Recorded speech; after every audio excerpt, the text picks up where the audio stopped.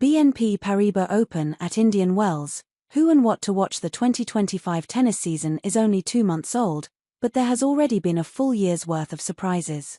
From the controversial suspension of world number 1 Jannik Sinner, to Madison Keys winning her first major title at the Australian Open, to a stomach virus that took out much of the field at Acapulco last week and the wildcard debacle surrounding Venus Williams, there has been no shortage of headlines.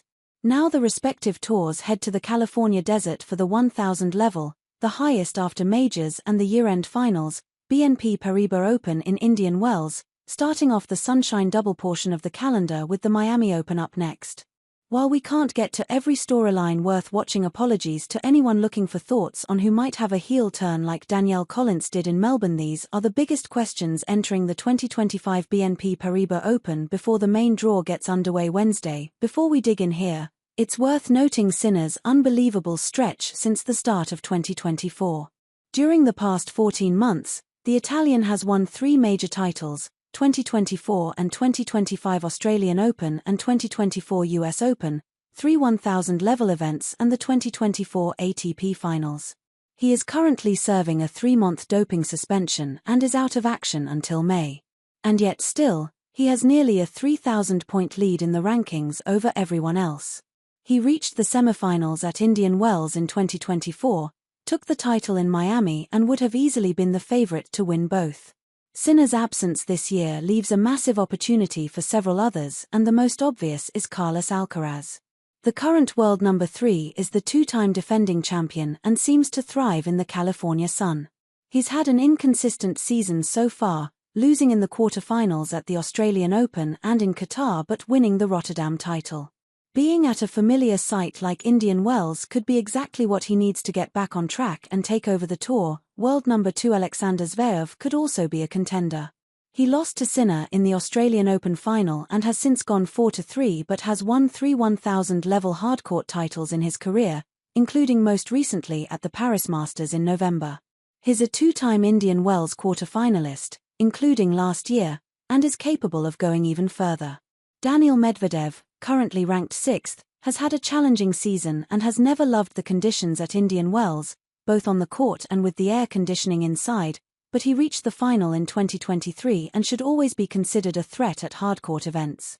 Not to mention, 2022 champion and Southern California native Taylor Fritz played the best tennis of his career in the final months of 2024 and will be motivated to do well in front of a home crowd and at a place where he's won before. He reached the final at the US Open and the ATP Finals and lost to Sinner in both events, but has proven he can beat almost everyone else.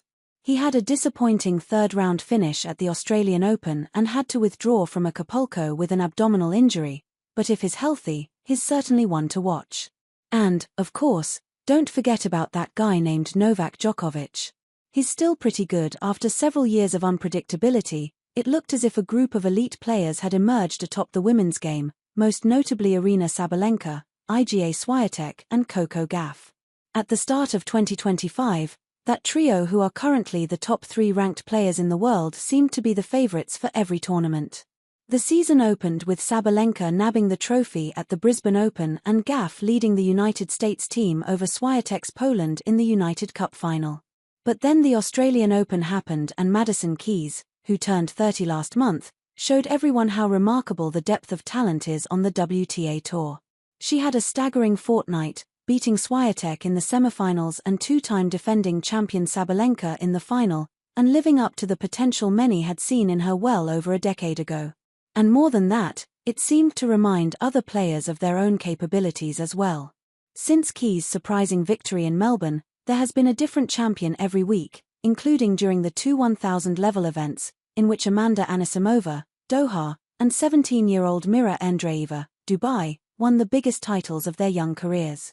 Other winners include Belinda Bencic, who recently returned from maternity leave, and Ekaterina Alexandrova, as well as Jessica Pegula and Emma Navarro, who both collected new hardware on Sunday with statement-making routs in the Austin and Merida finals, respectively.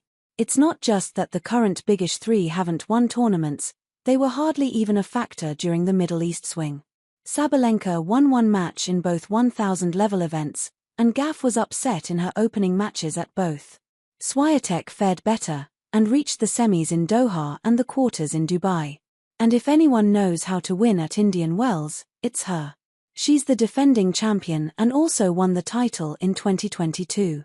And all three will certainly be eager to turn things around and get back to their winning ways at Indian Wells, but of course, Keys, who hasn't played since Australia, is capable of winning and is more confident than ever.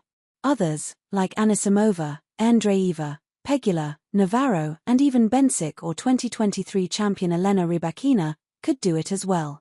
So, yes, it's going to be very interesting and should give a true vibe check to the state of the season. This might be the biggest question of all entering the tournament. The 24-time major champion had to retire from his semi-final match against Zverev at the Australian Open after the first set due to a hamstring injury, and has played one event since. Prior to the Qatar Open, Djokovic said he was almost 100%, but after losing in the first round in straight sets to Matteo Berrettini, he was seen limping into the airport, sparking speculation about his injury. As of now, he remains in the Indian Wells draw and will be joined by his coach Andy Murray. Djokovic received a first-round bye, then will play against either a qualifier or Nick Kyrgios.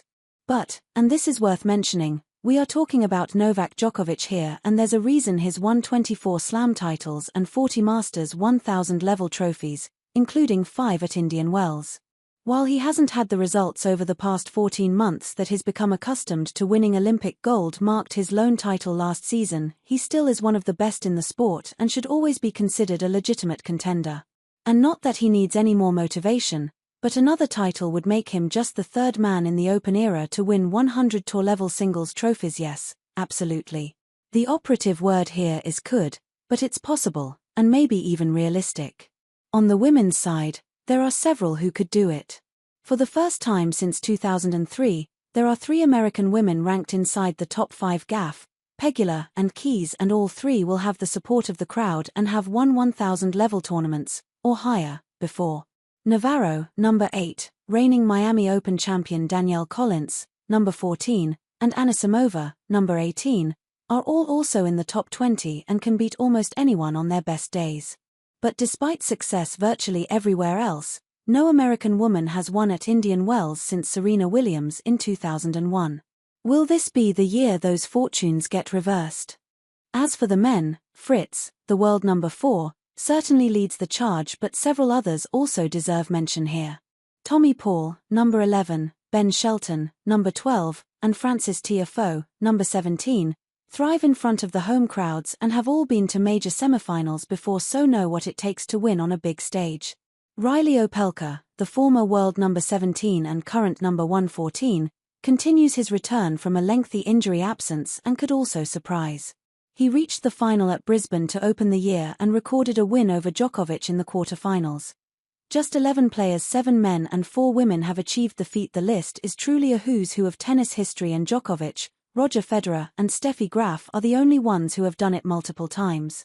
Swiatek accomplished it most recently, in 2022 during her record-setting 37-match win streak. But while she made it look easy at the time, it is anything but. With just days between the final in Indian Wells and the start of Miami, playing in both requires traveling 2,600 miles and adapting between 2 different climates. Staying healthy and focused is a challenge for even the best players. Alcaraz came close in 2023 by reaching the Miami semifinals, but simply ran out of gas in the third set against Sinner. He's a far more experienced player now, and may be better prepared if in that situation today. Could Alcaraz or Swiatek do it in 2025? Frankly, no one has quite shown the consistency this season that would be needed to pull it off. But one tournament can change everything.